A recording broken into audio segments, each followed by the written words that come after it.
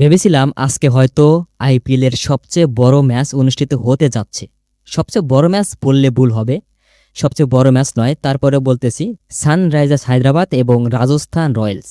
দুইটা দল বড় কথা নয়, বড় কথা হচ্ছে এই দুই দলে রয়েছে সবচেয়ে বিপজ্জনক দুই ব্যাটসম্যান। রাজস্থান রয়্যালসে রয়েছে সূর্যবংশী আর সানরাইজার্স হায়দ্রাবাদে রয়েছে অভিষেক শর্মা। আর এই দুই ক্রিকেটার কেমন ব্যাটিং করে সেটা কিন্তু নতুন করে আর বলার কোনো দরকার নাই। তারা কিন্তু দুর্দান্ত ক্রিকেটার, দুর্দান্ত মারমুখী ক্রিকেটার।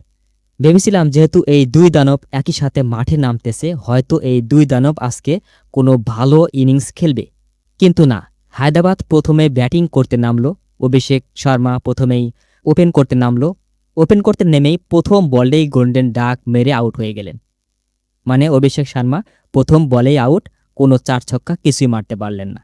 অন্যদিকে আবার ভাবলাম যেহেতু রাজস্থান রয়্যালস আছে, সূর্যবংশী ভালো ক্রিকেটার, সে হয়তো ভালো খেলবে। তাই একটা ইনিংস, পুরো ইনিংস না দেখে আবারও রাজস্থান রয়্যালস যখন ব্যাটিং করতে নামে তার জন্য অপেক্ষা করতে লাগলাম। প্রথমেই সূর্যবংশী, ভেবেছিলাম সূর্যবংশী আজকে কোনো একটা কিছু করে দেখাবে, কিন্তু না, সূর্যবংশীও প্রথম বলেই আউট, মানে গোল্ডেন ডাক। আসলে এই দুই ক্রিকেটারের থেকে একটু বাড়তি বেশি চেয়ে ফেলেছিলাম। দুই দানব একসাথে মাঠে নামলেও দুইজনই গোল্ডেন ডাক মেরে আউট হয়ে গেল। শুধু আমি না, অনেকেই হয়তো ভেবেছিল এই ম্যাচটা হবে হাই ভোল্টেজ ম্যাচ, সূর্যবংশী এবং অভিষেক শর্মা দুর্দান্ত ব্যাটিং করবেন, কিন্তু না, তারা দুইজনেই গোল্ডেন ডাক মেরে আউট হয়েছেন।